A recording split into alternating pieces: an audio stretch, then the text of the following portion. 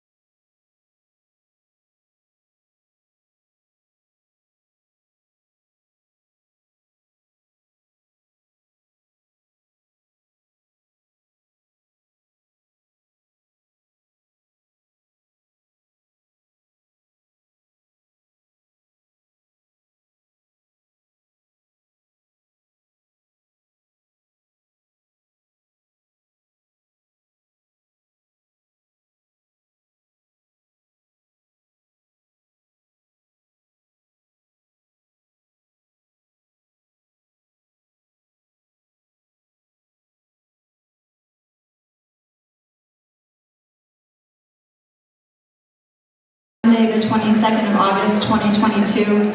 I'm your first Selectwoman, Tara Carr. Thank you everybody for etching out time out of your incredibly busy schedules and this beautiful summer evening to be here.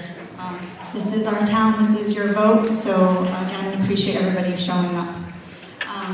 We're going to go ahead and call the meeting to order. Please join me for the pledge by standing.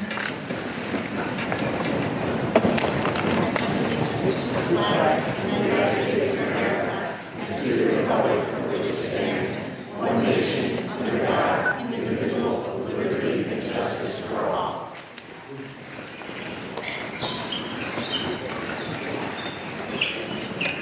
And again, there will be people trickling in if they get their tickets at the door, but the votes will come later. There will be 2 votes tonight. The first order of business is to elect our moderator for the evening. Do we have any nominations from the floor for a moderator? Right here, I'm sorry? I nominate Steve Belita. We have a nomination for Steve Belita. Okay. It's been seconded. Any other nominations from the floor? Don Walters. Don Walters. Is there a second for Don Walters? I'm sorry? Under Robert's rules, I don't believe nominations for a position being second. There's a second. I don't know who nominated Don. Yeah, who nominated Don? Colin Milligan. And where, I'm sorry, can you say your name again? Colin Milligan. Colin Milligan. And your address? 256A, Wisconsin Road. And where is Don?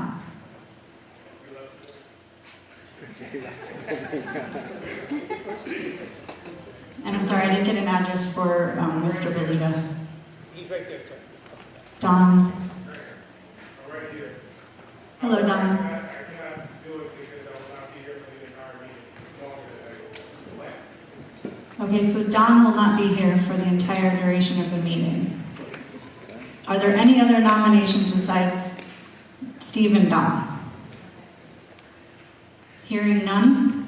Motion to close nomination. Thank you very much.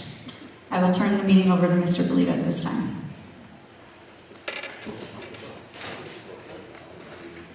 I'm sorry. I will not turn the meeting over.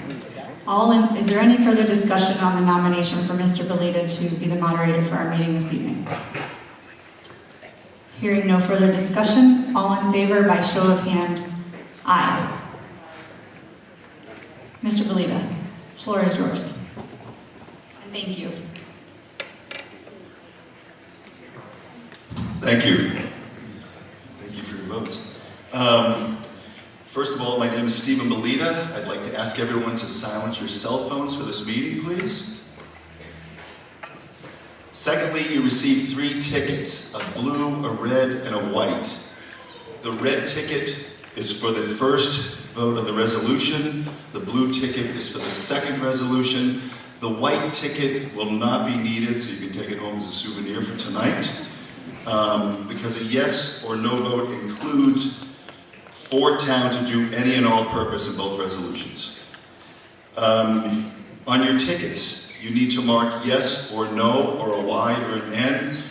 And when there's a call for a vote, you'll deposit them in this box right here. And then there'll be time taken out to count the tickets and see where the votes lead. If you choose to speak tonight, please speak clearly, and we'll need your name and address. Depending on the number of people, we'll make a decision on a time limit to speak, but you're always welcome to go to the back of the line and speak again. And now, when you're speaking, please just comment on the resolution that's being discussed. Thank you.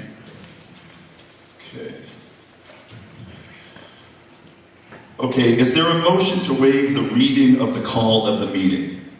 I so move. Name, please. Wendy Youngblood. Second. Second, name, please. Alan Donlin, And your address? 119 Long Meadow Hill Road. Good? Point of information. Okay, could I have a vote on that, please? All in Point favor? of information, Go ahead, sir. we're gonna waive the call. Is there a copy of the call for those that don't have it yet? It's being passed out. It was posted in the newspaper. And we have a copy, there are copies of it available? Is there a copy that we can pass out to everyone? Here, Mr. Grimes, you can have mine. And please, I don't know, is Jimmy still here? Do you have any more copies, Jimmy? Here, you can have mine. Thank you. Share around, please, as people come in and they haven't seen it yet. Appreciate that.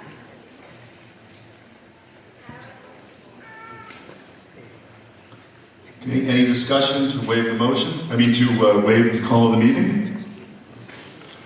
All those in favor, please raise your hand. Aye. All those opposed?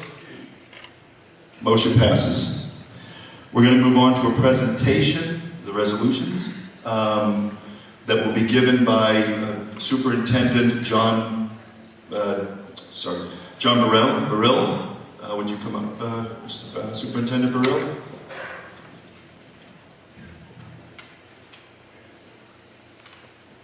Thanks, Steve. Thank you, everyone. I am humbled and honored to be here, and thank you all for coming out tonight. I promise I will be brief. It's about 5 or 6 slides. So to center everybody, put a brief presentation together. For those of you who've been taking a look at last week's lengthy security presentation at the board meeting, that was done and is televised, and the video has been sent out of that presentation. It's posted on our website and so forth, and on the Facebook page. These will look very familiar. It's just to center us, to get us ready for the votes tonight.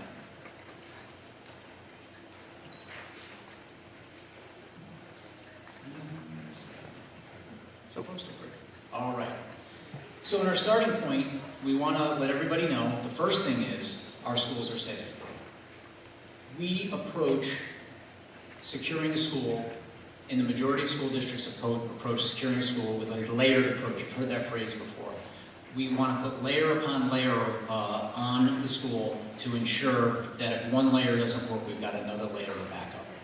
The other philosophy we go by is deter, detect, delay. And that's something that's been around for at least a decade in terms of a phrase and a pinpoint philosophy as you look at security. We have 4 tiers of security that we go by: structural, technological, behavioral, and law enforcement. You can see some pictures across the bottom of that slide. Structural, for example, is something like a sally port or a man trap, and you can see that on the left side. That happens to be center schools, where folks are purposefully buzzed into the building, and then in that locked area before showing their ID and purposefully being let into the facility. The second picture you see there is actually a screenshot of what we can monitor on a computer monitor in terms of cameras around one of the buildings. The third picture you see there is the Say Something app that you could use, and that's from Sandy Hook's Promise, and that's a 24/7 monitoring service, and we will be implementing that this school year. And then the fourth is law enforcement. You'll see there, that's Sean Flynn. He's our staff member of the year, and is our school security officer at, school resource officer, at Wisconsin Middle School. All right, so to just level set what we have in our schools in terms of personnel that support school security right now at the schools. Our staffing goes as follows. At the high school, we have a school resource officer, and all of our police officers, whether we call them police officers or youth officers or school resource officers, they are all fully armed. They are full sworn police officers of the Brookfield Police Department. And at the middle school, and at the high school, we also have an unarmed security monitor. And at the middle school, we have an armed resource officer. Between Huckleberry and Center School, the youth officer, Mitch Heller, spends a good deal of his time, but we do not have a full officer at either elementary school. Our police officers, as I said, are employees of the police department, and any unarmed security guard or security monitor, and like I said, we have one at the high school, is employed by the Brookfield Public Schools. When we have arrival and dismissal, we do have a police presence, because arrival and dismissal, as you can imagine, with parent drop-off, students driving, buses all over the place, doors open to get masses of humanity in and out of the building, we have a police presence. After Uvalde, which was obviously an inflection point for all of us, where we stepped back and said, are we doing enough? Is there more we need to do? Mrs. Carr and I talked. We worked with the police chief, and he was able to secure for us at both elementary schools additional police presence for the duration of the school day for that final 3 weeks of the school year. However, that's something that wasn't sustainable. We needed to come up with a better plan if we, in fact, wanted more security at the schools. Another thing that's important for everybody to know is that the Brookfield Police and Fire Departments are always present, probably 90% of the time are present during our drills, whether they're lockdown, shelter-in-place, fire drills, so we can always have critical feedback as to how we're doing against our protocols. In addition to that, our response time in town is less than 4 minutes. If there's an emergency, we need to call a police officer to help us. There's constant communication between school administration and the police department, especially the SROs and principals, as well as Major Frang and Police Chief Puglisi with me. And then finally, just 2 weeks ago here at the high school, the police department had active shooter training. So we're really staying on top of things all the time in our current setup. Oops. All right. So after Uvalde, like I said, that was that point where we all stepped back and said, let's take a look. Are we doing enough? Is there more we can do? And so we reasserted our security task force, which is something that's been in place in Brookfield since after Sandy Hook, since 2012. So I'll just tell you a little bit first about the participants. I was on there, that's me, John Burrill. Our high school principal, Mr. Belanda. Our business director and operations director, Mr. Post. Our technology director, Eric Conklin, Chief Puglisi. Jay D'Souza, our fire marshal, was on the team. 3 board members, Mr. Belden, Mrs. Fernandez, and Mrs. Buteau. Gaspari Martuano, he is a parent. He's also in the security industry and he's a firearms trainer. Mr. Chanowski, who's a parent and is in more the tech side of organizations and cyber. And then, of course, Mr. Durkin, who is a parent and is a principal in an urban setting. So we really wanted to get some different perspective. We also took a lot of input from all of you who wrote to us, and all of that was considered. The overall objectives of the Security Task Force are as follows. The first piece, like I said, that was started in 2012, where and there's been multiple iterations of the task force since then. And it's taking a look at all aspects of school security. Remember, I talked about behavioral, law enforcement, structural, technological. And the task force really recommends adding to those layers and stepwise improvements over time. And so we take a look at what our needs might be, and we make recommendations, and we move forward.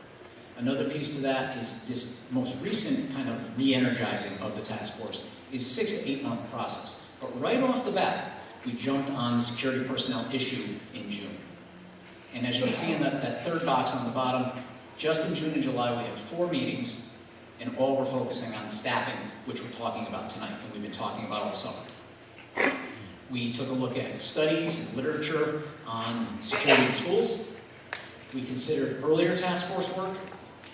We met with former board leadership post Sandy Hook. We, like I just said, we received input from parents and the Youth Commission. We actually had students come to one of our meetings and talk about what they would like to see and kind of how they felt about security.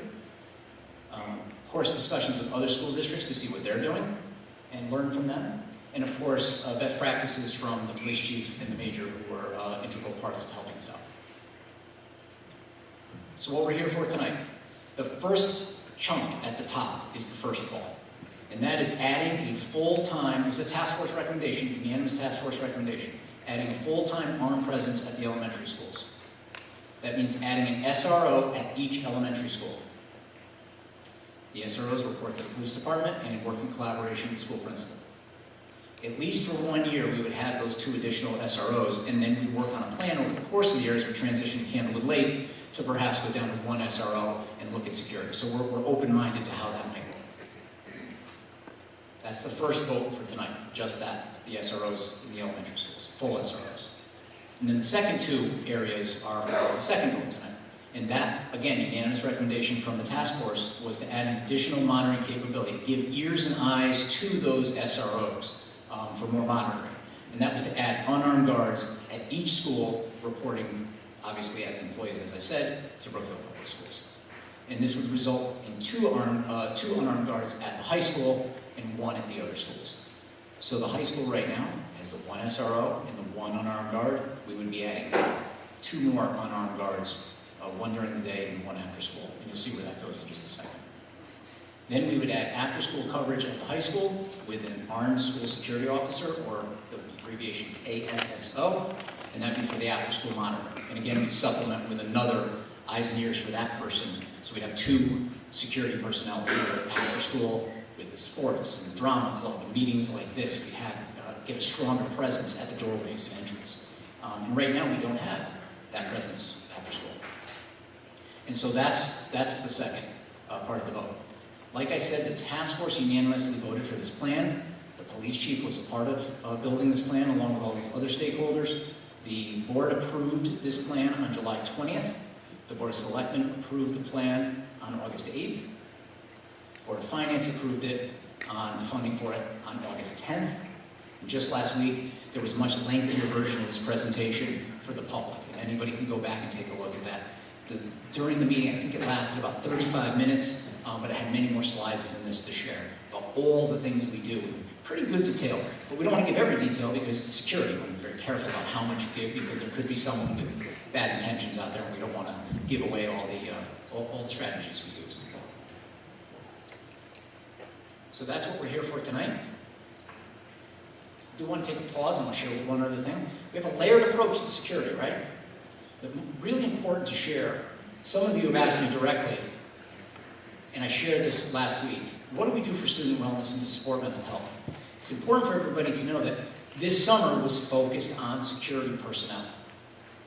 But the task force is going to continue its work and look at structural issues next. That's the next kind of subject area we want to really delve into with our principals and with all of our experts. But for mental health, it's important for me to share with you, I'm in my 8th year here, and we've been working for a long time on supporting students, not only academically, but in wellness. So there's a couple things I want to share with you. We've integrated a social and emotional approach called Ruler. It comes from Yale. We have that in our schools, pre-K-12. We're planning to add the anonymous reporting system and adding security personnel. Our youth commission, students talked about those 2 specific issues, very important to them. We're making sure we add that. We've trained our faculty in trauma-informed instruction. You might ask what that means. At the end of the day, it's walking a mile in someone else's shoes. It's an extra level of sensitivity to the lens from which students might be coming from. We have social workers, counselors, and psychologists at our schools. We've added social workers at center in the high school. We've added a psychologist at the middle school. This year, we're adding paraprofessionals to support our kindergarten teachers so we can make sure we're supporting our students in executive function and social and emotional learning, coming out of a very disrupted 2 years. At the high school, we've got the community partnership to support mental health services for students and families. This is a community-based project out of Danbury, Health Services, mental health services for our students. Anybody here, you don't have to raise your hand, but if you know someone and you've tried to make an appointment for behavioral or mental health services, it's almost impossible to get an appointment within the next 6 months. We'll be hosting those private, available mental health services for our students in the school. And if the student's family needs some support, the services will be available. So we're really excited about that. That will start this year. Brookfield Cares, of course, we've had a long-standing partnership with Brookfield Cares for either mental health or substance abuse and all the programming that's come with it. We thank them for all of their service these years and dedication to us. And then, some of the things that people don't really think about as wellness and mental health is supporting students academically and making sure we intervene. And so some of that is the adding of special education teachers, the adding of speech pathologists. This year we have a new math interventionist position at Huckleberry, and we have a reading interventionist position we added a couple of years ago at the high school. On top of that, using ESSER funds last year's budget, this past school year, we added instructional coaches. And what that does is support teachers in designing very engaging lessons. And we've all been in places where a teacher lectures, like I'm doing now, and it can get boring, designing very engaging lessons, which is also healthy and good for kids' mental health and all around engagement in school. So I really wanted to get all of those out to you. I said I'd be brief. That's all I have for tonight. I'll turn it back over to Steve. Thank you all. Thank you, Superintendent Burrell. Is there any other official that would like to be recognized for this formal presentation? If not, we'll move on to our town clerk, Andrea DiStefan, to read the first resolution.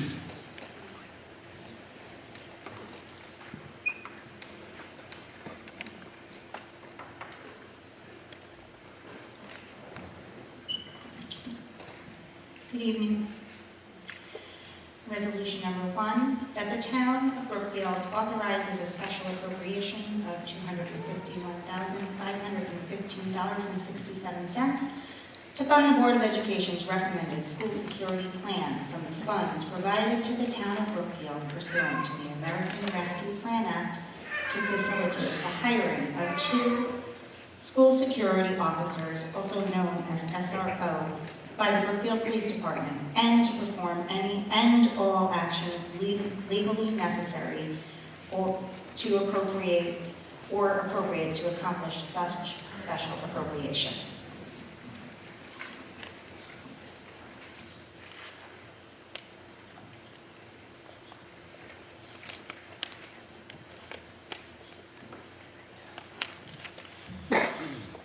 Can I get a motion to adopt this resolution and open it up for discussion? So moved. Name, please. Howard Lasser. Could I get a second? 1 second. Name, please. Alabama. Thank you. Now it's, could take a vote. All those in favor, raise your hand, please. I'd say aye. Oh, we don't have to do that? Okay, thank you. Then it's open for public discussion now. Can I get a show of hands of those that would like to speak? Okay, so we have about 10 people. Okay, sir, would you like to come up and speak first? We'll do by section. There's no one over here that I saw. Did anyone raise their hand? No? So we'll start with this section, and then we'll move on to the next section, this one and this one. And please state your name and address before you speak. Good evening. My name is Andrew Kane. I live at 5 Fernbrook Drive in Brookfield. And I want to thank the selectmen for their efforts to bring these resolutions to the table, to a vote in the town of Brookfield. I'm very much in favor of school security. However, I think the cost here is a little high. And I don't think it should be borne by the taxpayers. I think it should be borne by the Board of Education. These Yale ruler approaches and all that things are nice, but I'm not sure the special education teacher is going to support stop and armed intruder, nor will a reading coach. I asked myself today when I was looking at how would I go about armed security. Well, I went to the Brookfield Police website. They have a very nice one. They also have a rent-a-cop program there. It costs $72.85 an hour for a cop for 4 hours minimum. Then I went to the Brookfield Education website, looked at the school calendar. There's 180 days. 7-hour days, by the way. 1,260 hours, there's 4 schools, it's 5,040 hours. Multiply that by 72.85, that's $367,164 for a full year of police officers, armed police officers in front of a school, 7 hours a day, okay? It's going to go down because we're going to go from 4 schools to 3. What's really important about this is our Board of Education budget is $48,507,621, also available to you off the Brookfield Board of Education webpage. That's 0.75% of their budget. 0.75%. It's going to drop when we go to 3 schools. Recently, the Board of Education was at the Board of Finance asking for a reallocation of approximately $347,000 from one account to the other because they were able to find savings. So I really think that we need to take a look at this. The citizens of Brookfield shouldn't have to pay for it. The Board of Education can certainly find this money within their own budget. It's certainly very doable, and I think the security of our kids is really important. And I hope the Board of Education finds the money in their budget to accomplish this. Thank you. Who do we have in this section right here that would like to speak? Please come up. Anyone else in this section that would like to speak? In the back section here, anyone that would like to speak? Please come down. Anybody over here in this section that would like to speak? Please come over this way. And we have two, I think, up in the back there, correct? Whoever in the back section, or this furthest section, why don't you come down? Please limit your, we're going to limit it to 3 minutes. And like I said, you can get to the back of the line and speak again. Hello, Jen Ackerley, 5 Abbey Road. I'll be very brief. I have a daughter entering kindergarten this year, August 30th, and we need this change now. If we're going to talk about costs, think about your children, your grandchildren, your neighbors' kids. They need SRO full-time right now, just to get the process going. And mental health is a huge factor in why these events happen. And if we have more attention spent on these children, we can start to focus on a solution rather than thinking about the money, because children are invaluable. Thank you.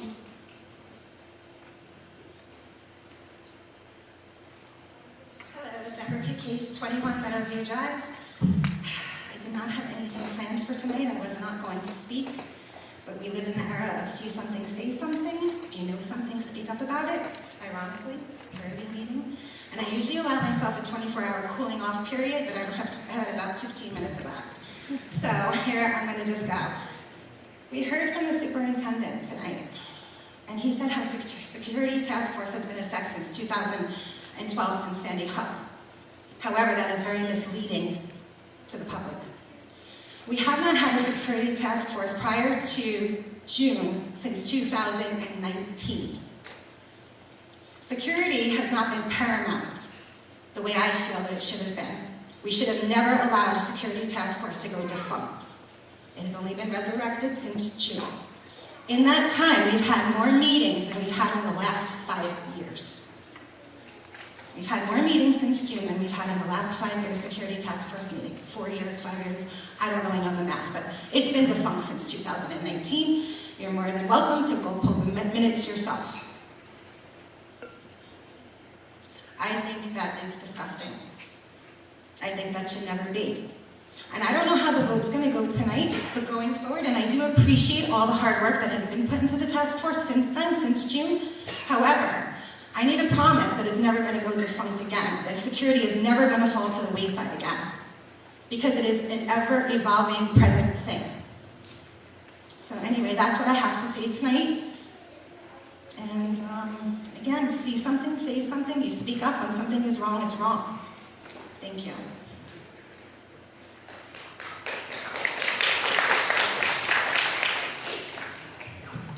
Leslie Ruggiero, 12 Green Ridge Drive.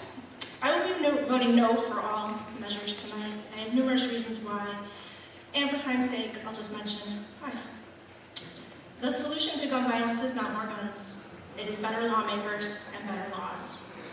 Our kids, superintendent said it tonight, are not any less safe in Brookfield schools than they were before the school shooting in Texas. This is not a good use of ARPA funds. Every month at the Board of Selectmen meeting, we hear about a community need with a $ sign attached and a question mark as to where we will get the funds. A full-time public health director, solving the sewer problems at Four Corners. All of these are better uses for these funds. There is no funding for this after ARPA. In fact, this never should have gotten through the Board of Finance based on those grounds alone. The board voted no on using ARPA funds for a mental health professional for the community because there was no guarantee of future funding. A decision I did support at the time for that reason. But I would now argue that a mental health professional would have been a far better use of these funds. And the last reason, which is the most important reason to me, and reason enough alone to vote no. My kids don't want this. Thank you.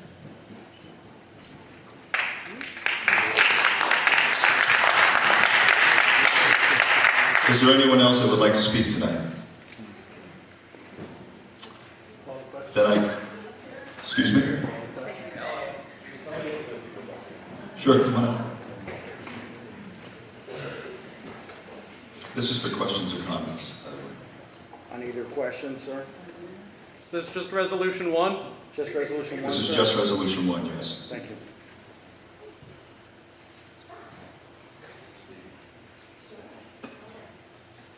Hi, I'm Laura Hewling. I'm 34 Hindenburg Drive.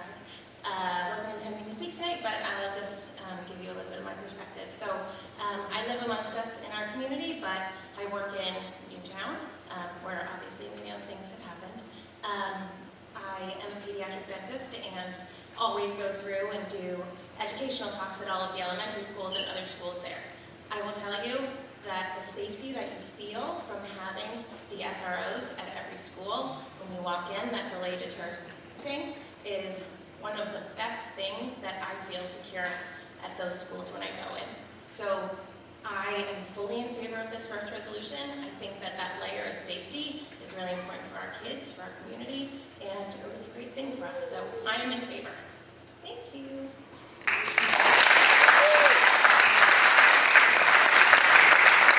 Is there anyone else? Okay, discussion is now closed. Oh, sorry. Hi, Eve Sturtevant, 3 Rachel Farm Road in Brookfield. I have a question actually for Dr. Burrell. Not all SROs are armed, or these are going to be. Okay. I'm sorry? Not what I read on the internet.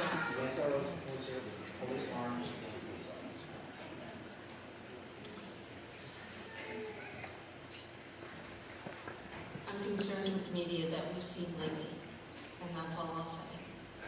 But thank you. Thank you, everyone. Discussion is now closed. We're open for a vote. That's the red ticket. Please mark yes or no or a Y or an N and put it in this bucket right here. Yes, sir. Sir, will Ken provide to those who don't have it? Our pencils over here. Pencils all over here, yes. Please return the pencils. I'm sorry, yes, we're doing it by section, so please sit down, everyone. We'll start with this section first. You all can come out.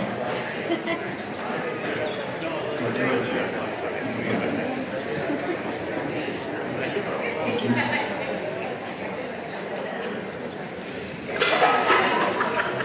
Oops. Yes, only the red ticket. With a yes or a no or a Y or an N on it. There are pencils up here. Please return the pencils once you use them. We will need them again.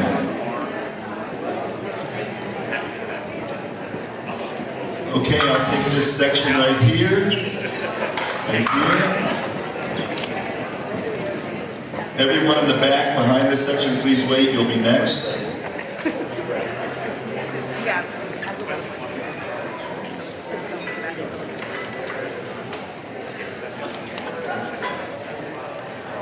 Yeah, if I could have everybody come around this way and just stay in the line and then come around this way to get back to your seats.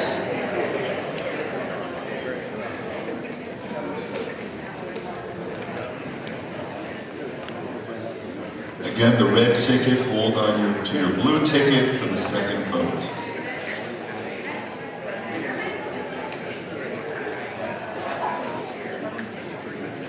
Please keep one side of the aisle open for people to get back to their seats.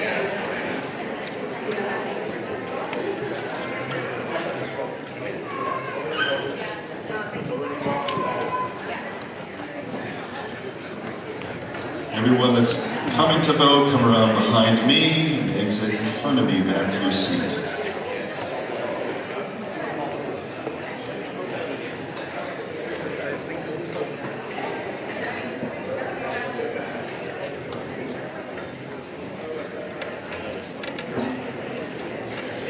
Could I have the next section back here? Start forming a line, coming down, please. Thank you.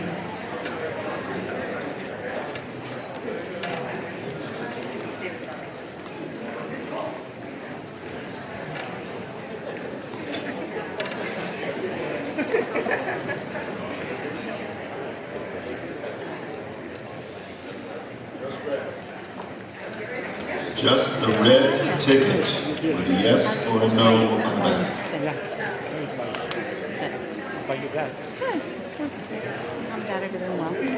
Please stay to the right of the aisle so people can get back to their seats. Thank you. Could I have the section all the way in the back there come up, get in line here to make your vote?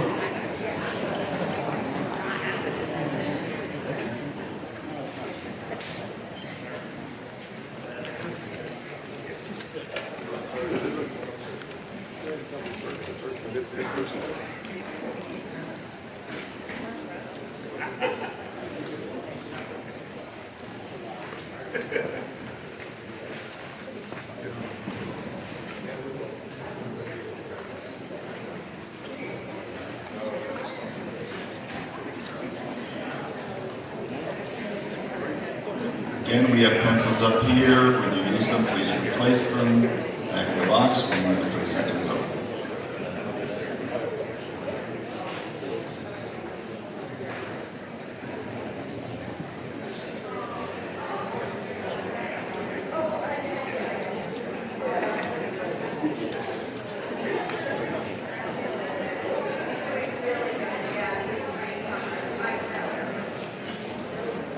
And I can start taking this section. Would you go up the aisle and go behind the people that are already up there? Please. We can also take the furthest. This is all one section, all the way over as well. Go up the aisle this way, and come around, please.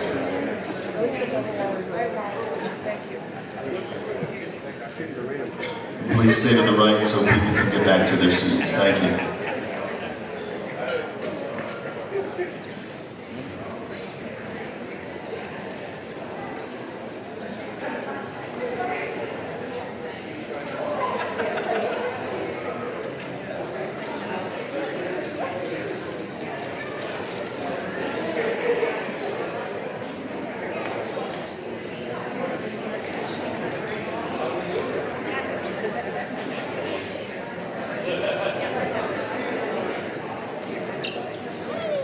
We've now called all sections, so if you haven't got up to vote, please get in line in the back here.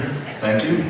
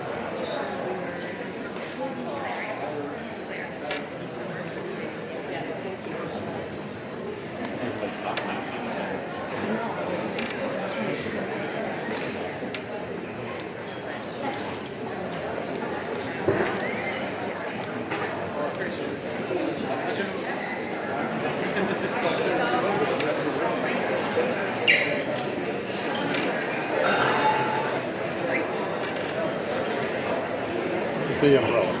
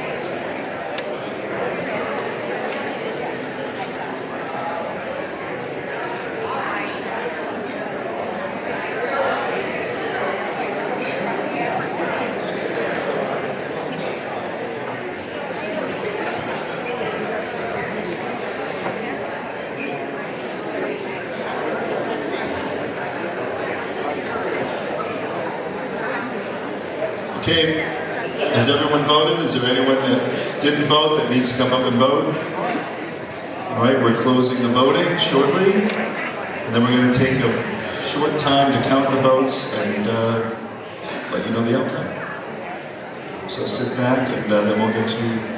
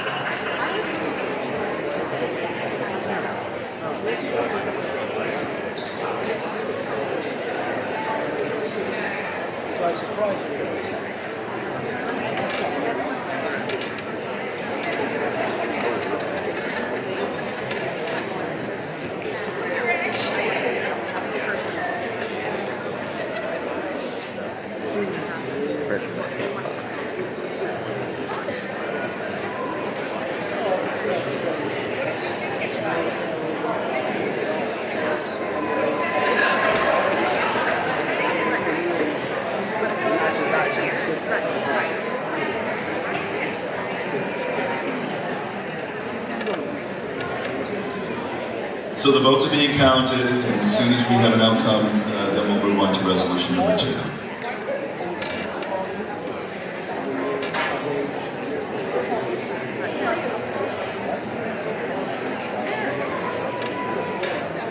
Oh.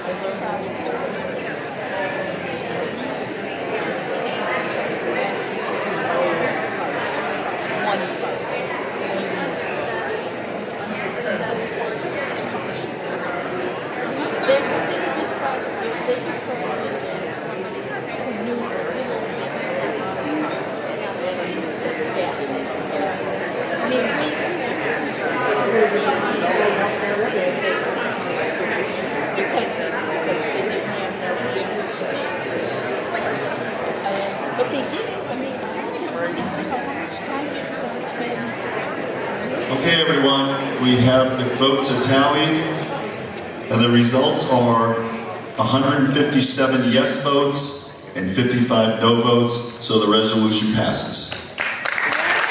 Thank you for your participation. Next, I ask the town clerk, Andrea DeStefan, to read resolution number 2, please.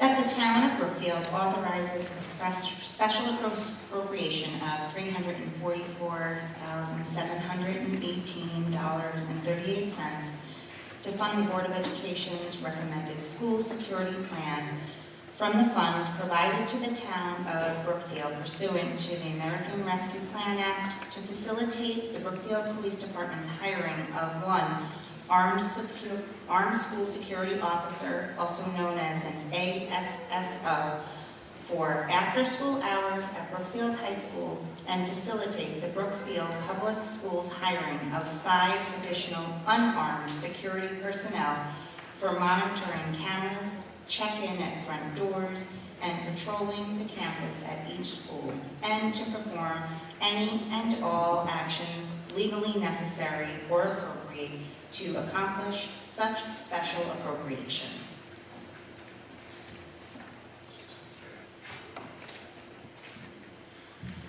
Can I get a motion to adopt this resolution? Name, please. Can I get a second? Name, please. Address? Thank you. It's now open for discussion. Anyone that would like to speak or ask questions, we'll start with this. Please raise your hand so I know how many people want to speak. Okay, again, about 6 to 10 people.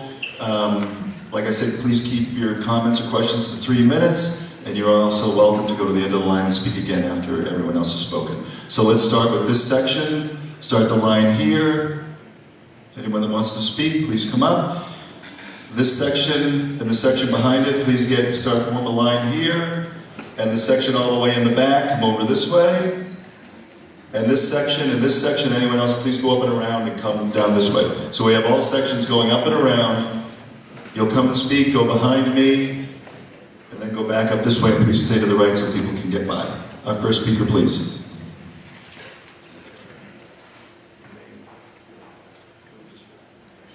And please give your name and address before you speak clearly. Jim Mitchell, 53 Carmen Hill Road. Actually, it's just a question. So as of right now, if we were to not hire the unarmed security personnel, who is watching the monitors and checking doors and things like that at the schools?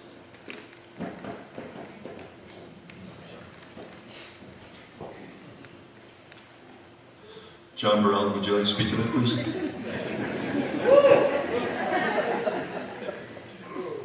So in the current system, we have secretaries, administrators, and our SRO rotate time, but it is not all day long watching and monitoring the cameras.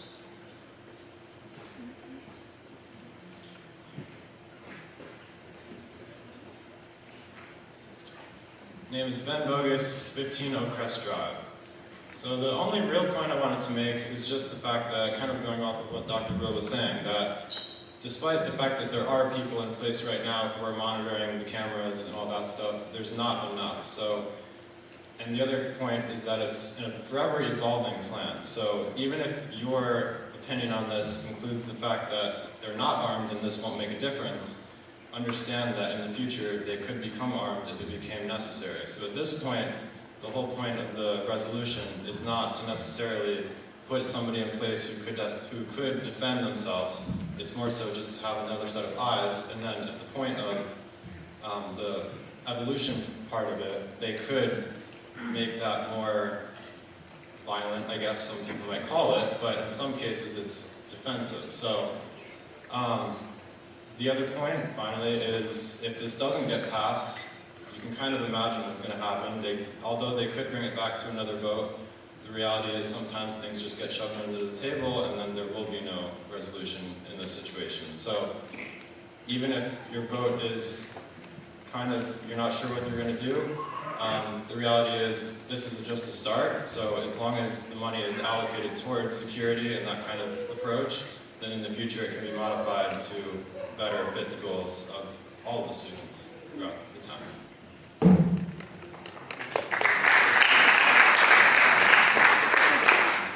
Hello, Sarah Coffey, 116A Tower Road. And tonight I'm speaking out as a parent of 2 elementary school-aged children in Brookfield. Before 1999, if you were to ask anyone if school shootings in the U.S. were a high concern to them, they would probably say not really. And prior to 2012, if you were to ask any Fairfield County, Connecticut resident if they worried about a mass casualty elementary school shooting, they'd most likely say no. Over the years, we've learned valuable lessons, the most difficult one being, of course, that unthinkable acts of violence can happen far too close to home.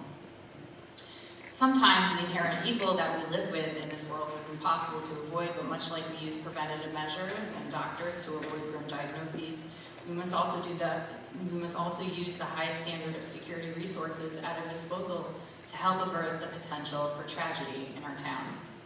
I'm not comfortable with the board's recommendation or plan for security in our schools, especially pertaining to the new school that will house around 1,200 students.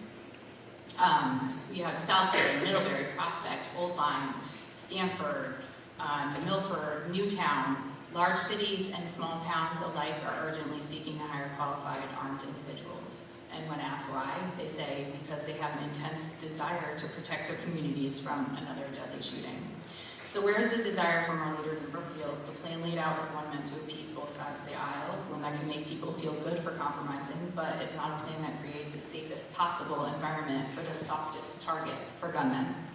I'm asking that either a new security task force or the current task force come forward with a revised plan, including a more substantial level of protection, also to increase parental input and to value and allow those with high-level law enforcement experience to be more involved. Thank you.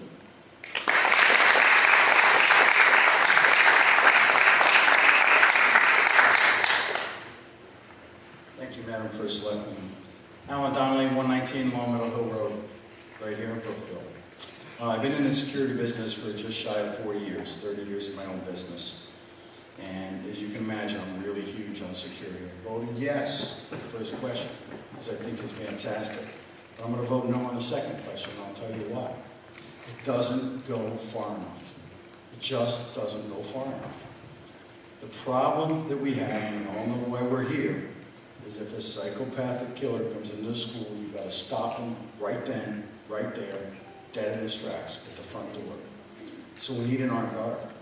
And that's why I'm going to vote no on this. $344,000, we ought to be able to get somebody in there that's armed at every single solitary school. Just remember, right in July, about middle of July, the mall shooting in Indiana. That guy, that psychopath, was stopped in 15 seconds by a concealed carry permit holder. 15 seconds. 40 yards away, he pulled out his pistol and shot 10 times and hit him 8 times out of 10. And it was over in 15 seconds. And I love the Brookfield Police Department and do a fantastic job, but 4 minutes is way too long. Time is of the essence. So, thank you very much. Appreciate it.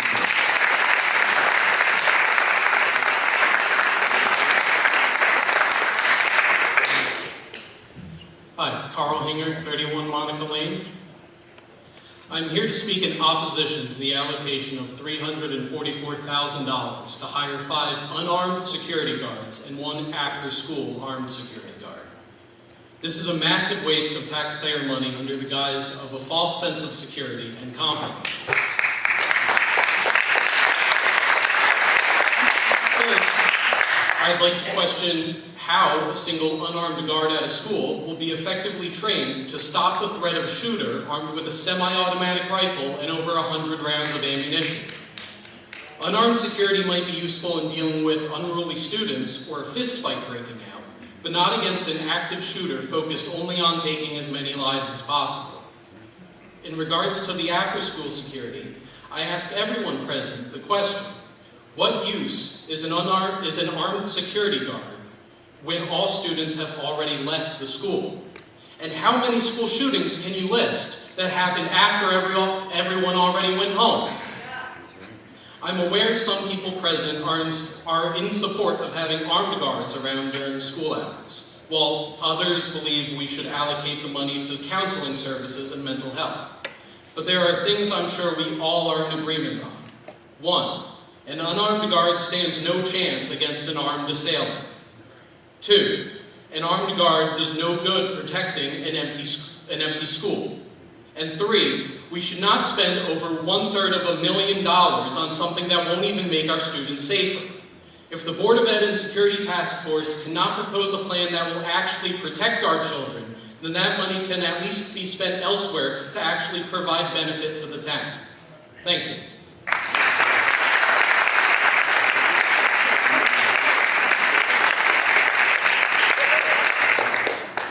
My name is Sherry Staranowski. I live at 15 Squire Court. I'm going to vote down proposition number 2 only because I think that the guards that we are hiring should be armed. We have an unarmed security guard at Brookfield High School now. He is employed by the Board of Ed. If a teacher gets a flat tire and calls the school and said, I'm going to be a few minutes late because I have a flat tire, that security guard is asked to cover that class until the teacher gets there. And he walks around the building, but my concern is that they're not trained for intruder safety. Somebody needs to be trained on what to do if there is an issue. My second concern is safety within the building, right? Safety within the building.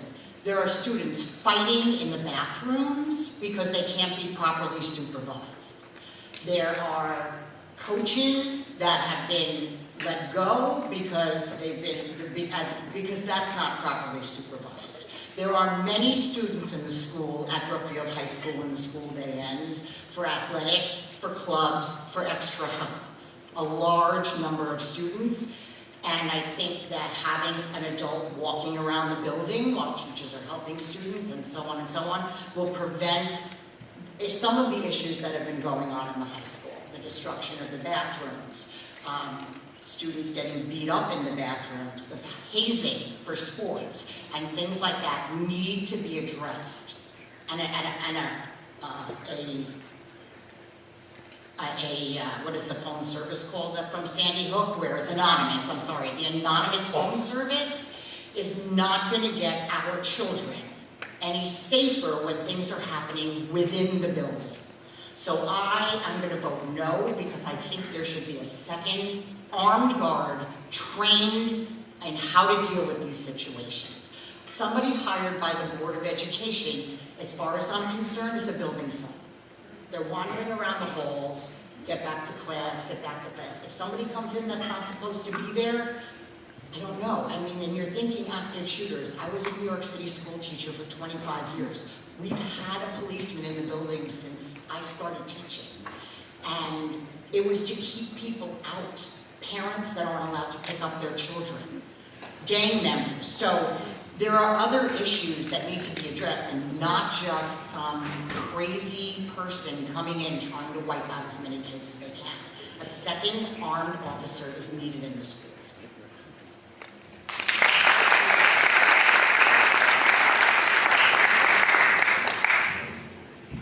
Laura Orban, 95 Stony Hill Road.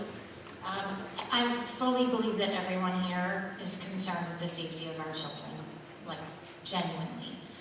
It's interesting that a lot of this is coming from the shooting in Uvalde, but there's really no talk about the response, the police response to the Uvalde shooting. And we teach our kids in this building and other schools to deal in facts and become critical thinkers, but we're actually dealing from a very emotional place. Unfortunately, mass shootings are not new, and we do know some things about how to stop them. It's disingenuous for us as a community to say that we want to do everything we can to protect our children from mass shootings, and then refuse to do the things that we know work. And those things are a nationwide ban on assault weapons. Those things include extreme risk protection orders, red flag laws, safe storage laws. Those are the things, stronger background checks. There are common characteristics to mass shootings, and school safety does not start at the door to our schools. So when we don't do those things, we are not doing everything we can to keep our kids safe, full stop. Same thing when it comes to funding full health care, mental health, making sure everyone has the resources, teachers have the resources they need to do our jobs. Those are the things that keep our kids safe. And we can't bury our heads in the sand and pretend that having an armed guard, which I will be voting no because I am not in favor of armed guards, and that's the second piece of this for me. I supported the SRO piece of this, but every person who works in our schools needs to be trained, have special additional training to work with kids. Providing a safe environment for our students means a safe environment for every kid. And that means having special training to work with kids. SROs have that, armed guards do not. It's not the same thing, and having an armed guard in our school is something we're doing to make ourselves feel better. It's not for our kids. So I will be voting no because I am against armed guards. We need to do what's right for the kids. That's every kid.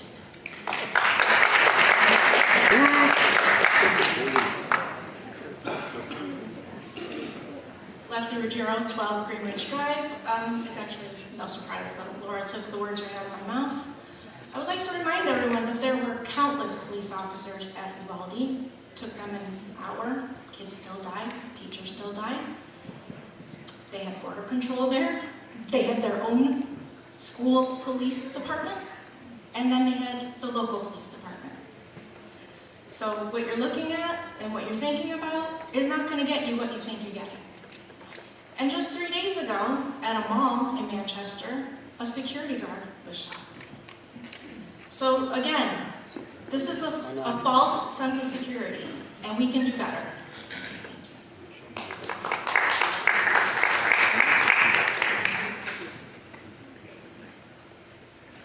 You've started in 3 Rachel Farm Road in Brookfield. I was on the Board of Education for 4 years. I can tell you that our staff, our psychologists, our social workers, our teachers are well trained, and they are sympathetic, they are creative, and they are good staff members for the town of Brookfield. We provide excellent education to all of our staff members, and by adding more staff members, see, people don't realize in Brookfield, we have a psychologist in every single school. That's not the norm at all over the place.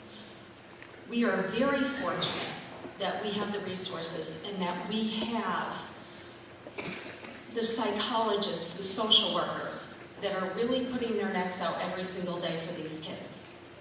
Having said that,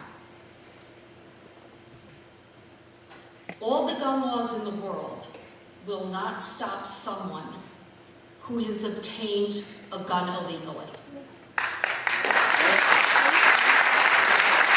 And what we don't realize, in the state of Connecticut, we have really difficult ways, a difficult application, difficult background checks for us to go and buy guns.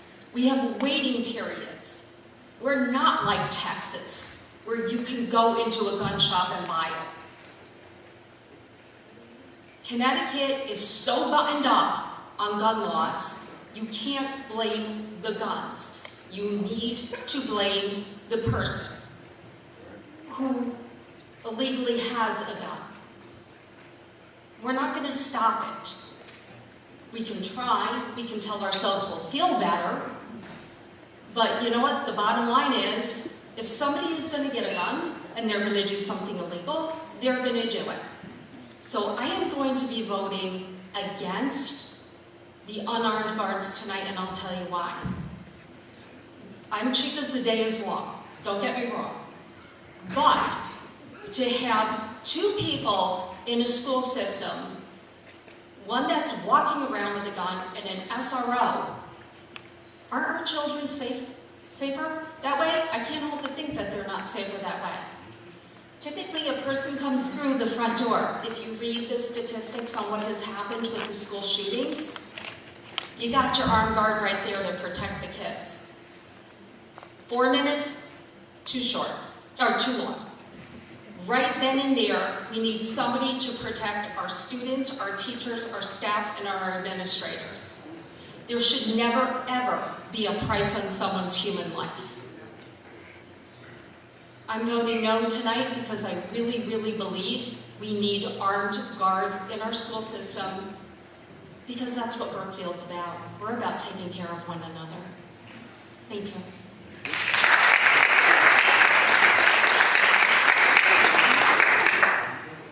Howard Lasser, 116 Tower Road. I'm first going to address the issue of armed guards. There is absolutely no data that supports the idea that an armed guard is going to stop or prevent a mass shooting. All right? There was an armed guard at Smarthouse in Buffalo. He's dead. There was an armed SRO in Parkland. He did nothing. There were 97 cops at Uvalde. They took, what, an hour and a half before they did anything? So there's absolutely no data that supports the idea that an armed guard is going to make our students any safer.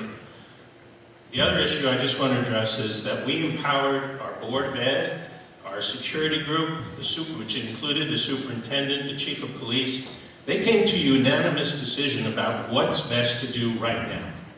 And I'm going to support that process because I trust their judgment. Thank you.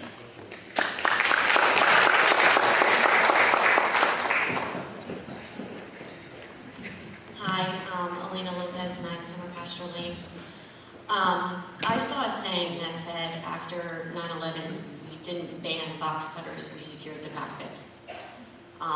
We need to secure our schools, whatever it costs, whatever it takes to keep our kids protected. You know, my kids at Center and Huckleberry, they think the lockdown drill is to hide from a bear. God forbid someone walks into these buildings, these kids are sitting ducks. They're not finding coverage, and no. Somebody with a gun, a police officer with a gun, a retired police officer with a gun is not a guarantee that it's going to be stopped, but it gives them a chance that they don't have now. I'm voting no because I do believe, like New Milford and like so many other towns, these guards should be armed. They should be there with the primary purpose of patrolling and securing the building. There are lots of things we can argue on a national level of what our federal government should do. That is not the situation that these people in this room can control. So let's put an added layer of protection for our most vulnerable children in the most horrendous situation. Thank you.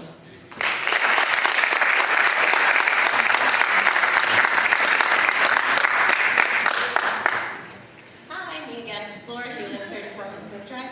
I am voting in support because I, like Howard, really support the process that has been going on. The evaluation of where the existing holes are has really been thorough and thought through. I mean, we heard from Superintendent Burrell that nobody is really monitoring these cameras on a full-time basis, and we need that layer to even detect these people from coming in. And if we don't have that added layer, nobody's going to be able to know that somebody's even coming. So be it having an armed person there, an unarmed person, remember we did just vote in that there are going to be SROs who are going to be armed. If we do not have those 5 people who are monitoring those cameras full time, they will not be able to tell those SROs that somebody is coming. So we need to really make sure that we accept and really respect the holes that have been detected and attempted to fill in. I was a student here at BHS. I will tell you, I was an athlete. I could come in and out of this building after hours at any time when I was a student and I was a basketball player or a track and field athlete. It's a significant hole, and we need to have somebody there to help these students even within after school hours, not just within school hours. So we need to make sure that we respect that holes have been evaluated and holes have been tried to fill, and if we don't pass this, we're not going to have any of this, any monitoring of any of these holes that we have recognized and identified. So I'm voting in favor. Thank you, guys.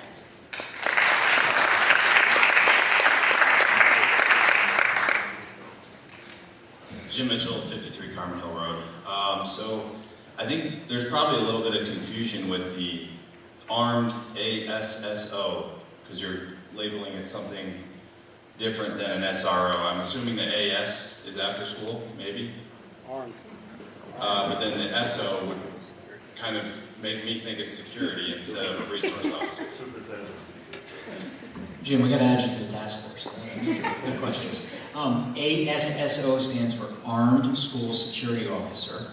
Anyone who carries a firearm on school property in Connecticut must be a retired police officer, so people just know that. So when we talk about an armed school security officer, at a minimum they'd be a retired or former police officer.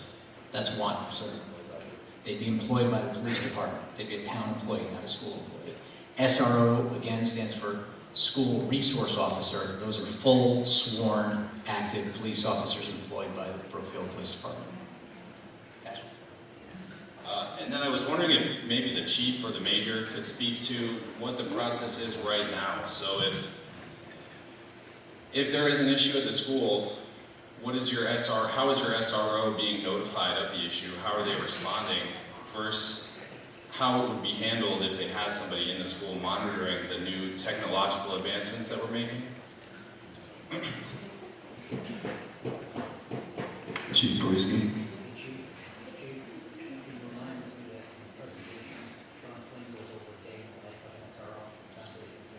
So, if I heard your question correctly, the SROs that are currently in the school and the shared youth officer in the school, which is, he bounces back and forth between Huckleberry and Center. Their role is they're not only security as part of one of the tasks they do, but they're educators. They have to act as a liaison for the police department to the school. So if something is going on in the school, your question is how would we notify them? Right, so right now there's nobody watching cameras. Well, there might be, but it's somebody that's not really trained to do that job, right? There's somebody that's, switches back and forth between roles, right? So we're maybe not passing the best information possible to the SROs that are on scene, right? So right now, school staff have multi-functions what they're doing, but if you were to go into the school right now, somebody in the school is checking your ID, running you through the system to make sure you're not on the sex offender list, and will not allow you in. However, they have a lot of other roles to do. So this one security issue that we did note on the task force and did try to address with the school security would be indirect contact. Right now they have radio contact with the SRO, but the SRO could be another part of the building, could be addressing an issue like we talked about some of the stuff that was mentioned earlier tonight.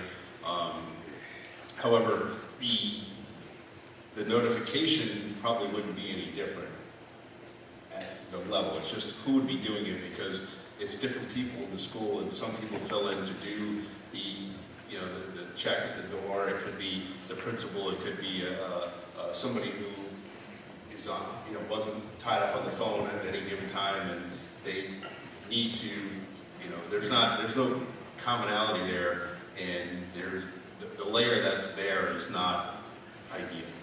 I agree. If that answers your question. No, I agree. It seems like we need somebody so it seems like we need somebody that's their full-time job, right? Right, they're making sure the alarms that are going off on the doors that have been, propped open by a student that wants to let one of their friends in the back door. That job does not have to be done by an armed officer. I'm all for having more armed officers, more SROs. I'm all for it, but there should be somebody whose full-time job it is to do those functions. So, and if we don't pass this, then we just go back to what we have now, which doesn't seem ideal.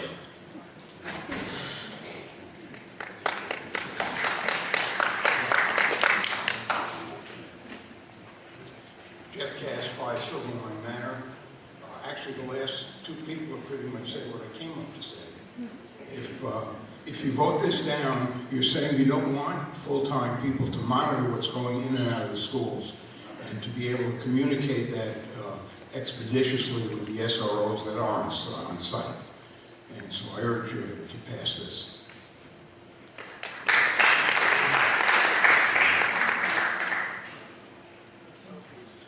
Jeremy Farrell, 13 South Lake Shore Drive. I just wanted to get up here because as a graduate of Brookfield High School and as someone who routinely works with individuals who are having difficulties in school, I cannot understand, while I do have complicated opinions on armed guards, I cannot understand the fear that a parent has about that and how they process that fear. However, I am very dismayed at the reactions to those specific recommendations regarding the security. I think that to act as if unarmed security officers and unarmed individuals do not help keep our children safe is simply not true, and it is an unfair assumption that this is only being made because of a compromise. When it comes to children having dark thoughts, when it comes to children acting on those dark thoughts, when it comes to children having safe spaces to talk about this and to process this, these are all things that can be done very effectively by unarmed guards. When we are talking about watching cameras, when we are talking about dealing with children who are getting in fights and building toxic relationships with those around them that can erupt into dangerous situations, those are all jobs that can be done very effectively by unarmed guards. I just want to say very specifically that I do not think we should, I think we cannot undercut the value that unarmed individuals also have to the safety of the children in our schools. Thank you.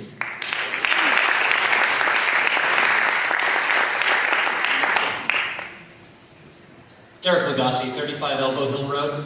I came here tonight because I wanted to figuratively arm our town with the resources necessary to ensure the safety of our schools. But I'm not talking about armed in terms of firearms. I'm talking about resources, and it's a team effort to secure our schools. And every member of the team has a job. I'm voting in favor of this because unarmed security officers are going to be there to be part of the team, to enable the members of the team, these security officers that we just voted in with Resolution 1, to be the best security officers they can. The secretaries to be the best secretaries they can. The teachers to be the best teachers they can. And they can focus on doing their job at 100% because now our security officer isn't going to be doing tasks that are not specifically assigned to him. They can be the specialist at the role. It takes a team to do it, and I believe that we need to at least give the town the resources to try this. And I believe that we need to continue this conversation in the future, but at this point in time, I'm here for the team. We need to give everybody the resources that we need to get the job done.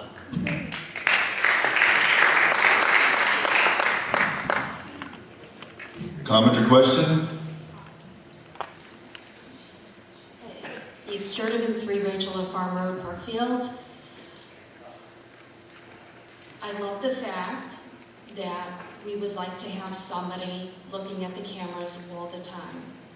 However, whoever is looking at the camera, if they're seeing somebody come in with a gun, by the time they're able to radio the SRO, it could be too late.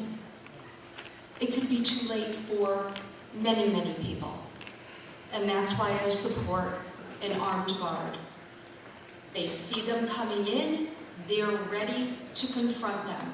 You don't have to wait until the SRO can get there to the building or wherever those people are trying to come in. This is kind of a question for First Selectman Carr.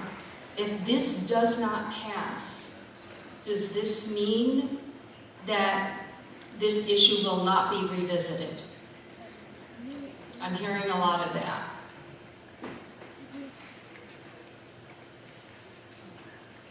If this does not pass, it does not mean that it will not be readdressed. My understanding, it will get punted back to the task force. The task force will re-engage and come to some other form of consensus.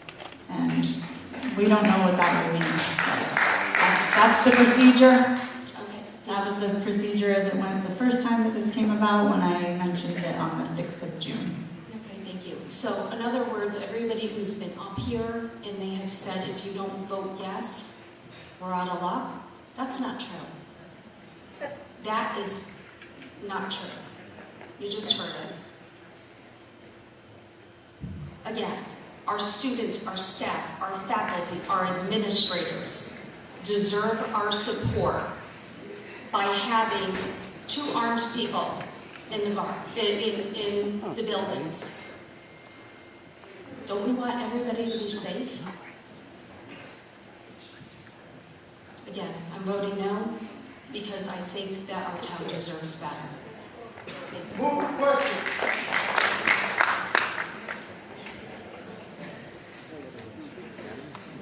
Hello, it's Emily Case, 21 Meadowview Drive. Thank you.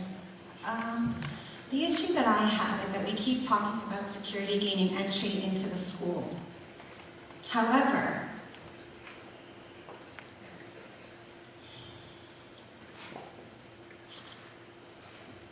I'm going to hold back from what I want to say. I believe it would be a security breach if I said something right now.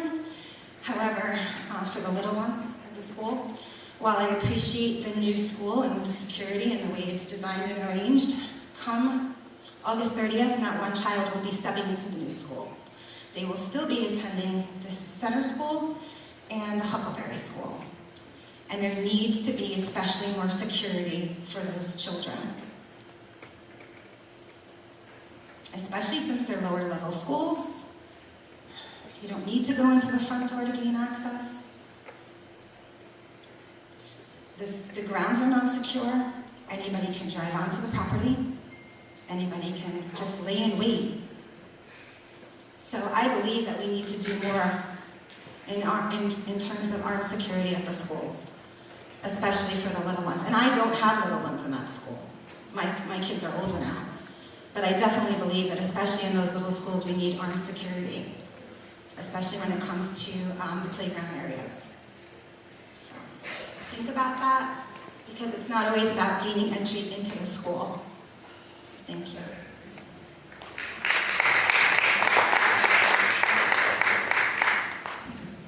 Will Miko, 58 Tower Road. I agree with a lot of the comments tonight. The strategic issue here cannot be addressed in this room. It's upon our state and federal legislators to deal with that, but we can deal with what we have here. And if I step back and I recap what we just voted on, we have now put an armed security presence in every school. That is first and foremost. That is now done. We just voted on that. Secondly, we're voting on surrounding them with another layer to assist them in the other activities associated with entry into the building and monitoring of the building. So I think those 2 things together layer in a support structure that is a great start. And I, like Howard, respect the process that this team went through, and I agree with them, and I will vote in favor of it. Thank you.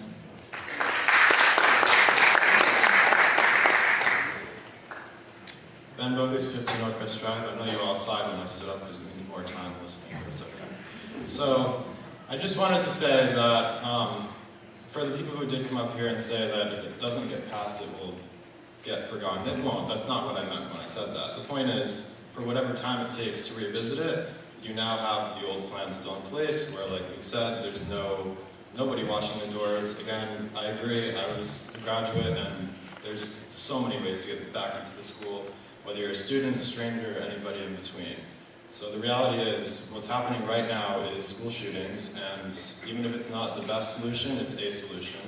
So if we don't vote this into place, then there will be no solution. So again, it will evolve, and if there's a way to get this passed today, then that means it will be revisited, and regardless, it's all again in the same goal of trying to keep our kids safe, or myself safe, since I don't have any kids. And finally, just on behalf of the Brookfield Youth Commission, we talked about the Sandy Hook Compass alert system that's being put in place. I know there's something said about how it's not going to help. I mean, it definitely will. There's so many students out there who could use the help of just being able to open up their phone and tell somebody that they're struggling, because if you don't have that resource available, then there's no way for them to get help unless they physically walk into a door, and that's not always possible for some people who are struggling. So, all things aside, I know we're not voting on that kind of thing, but just understand that it's all on the best wishes of the students.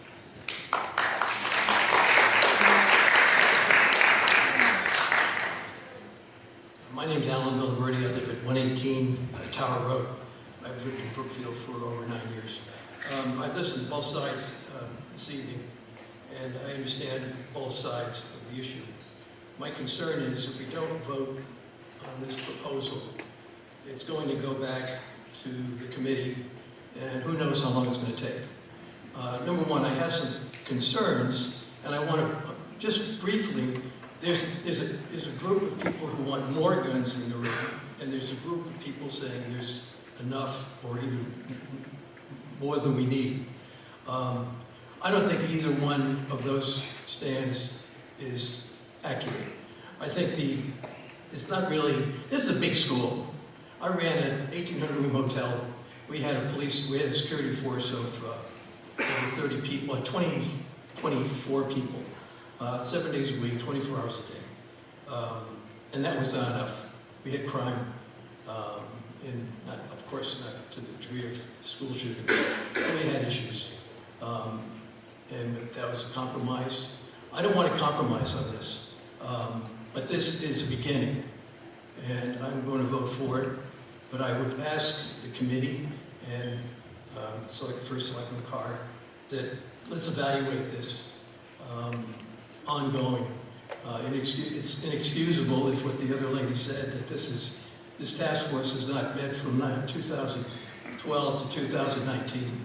I would propose this make a mandatory standing quarterly meeting to evaluate all these issues.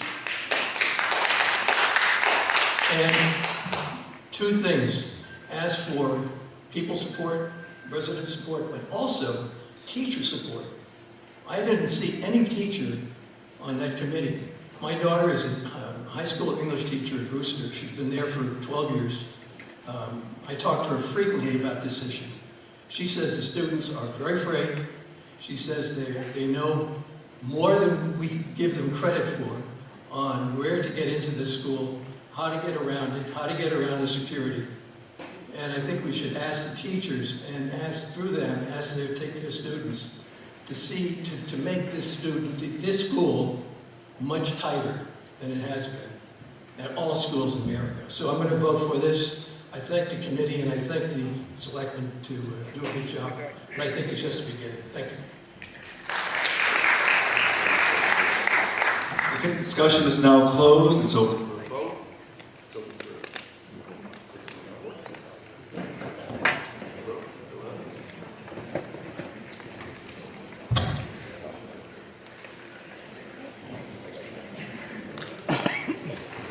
We're now open for a vote. That's your blue ticket. We have pencils up here. A yes or a no on the back of the ticket. We're going to start with this section first, or a Y or an N. Please line up, go around me, place your ticket, your vote in the box, go back up this way, and please stay to the right so people can pass. Can we get the people in the far back on this section to come around and get in line to vote?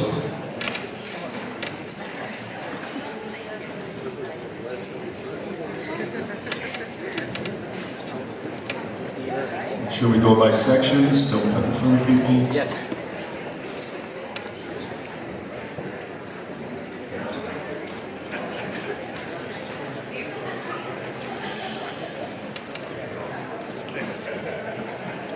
Thank you, everyone. Could I get everybody in this middle section right here? Go up behind these people that are coming down, please.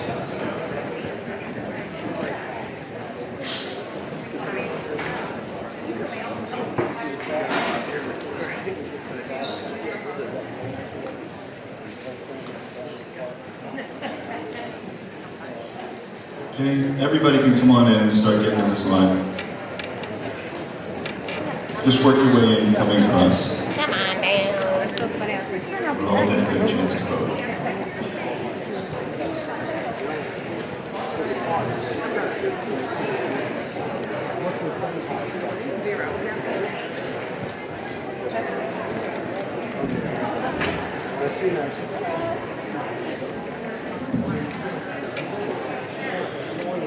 Okay, I'll have everybody from this section start going up this aisle and get behind, please. In the far section as well, and the section in the back, you can all get in line and start going up and around. Stay to the right, please. Come around behind me, make your vote. Thank you.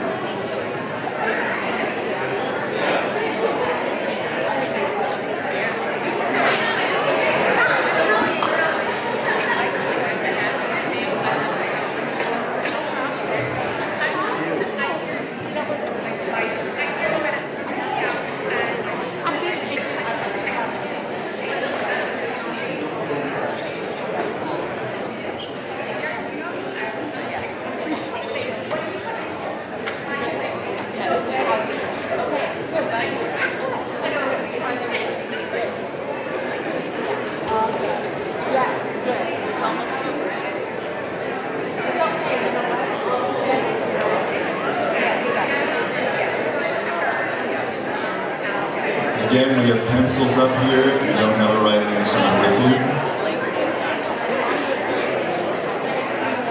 They counted down?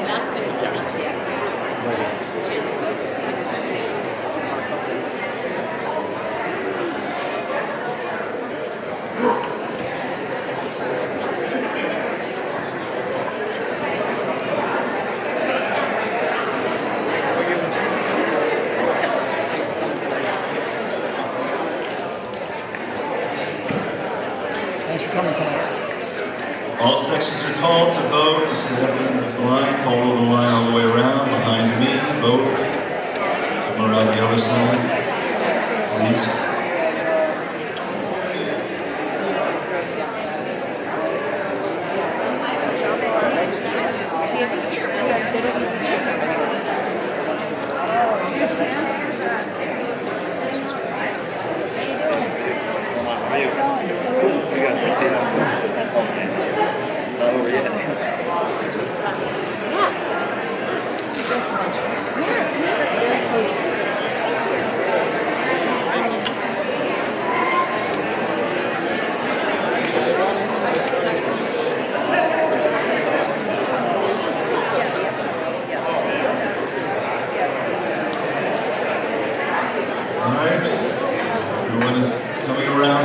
All sections have been called. Thank you. No more public.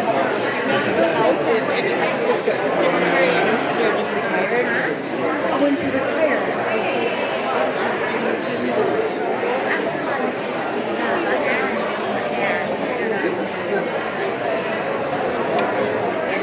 Once everyone has voted, we will tally up the votes, which will take a few minutes. Last call to vote. Has everyone voted? We're closing the voting out very shortly. Thank you all.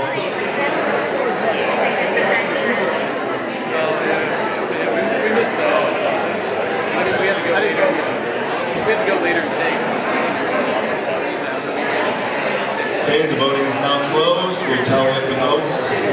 shortly what the results are. Thank you.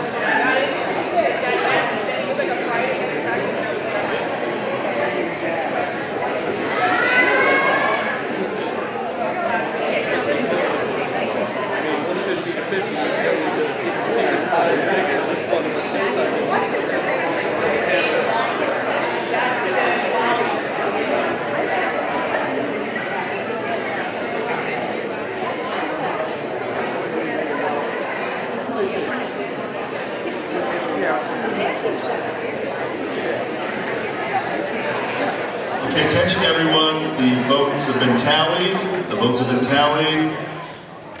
Yes votes 115, no votes 98. The resolution has passed. Thank you all for being here and participating. I thank all our elected officials, everyone here at the table, our superintendent, our Board of Education President Bob Belden. And now I make can I get a motion to adjourn? Can I have a second? Okay, meeting is adjourned. Thank you all for being here.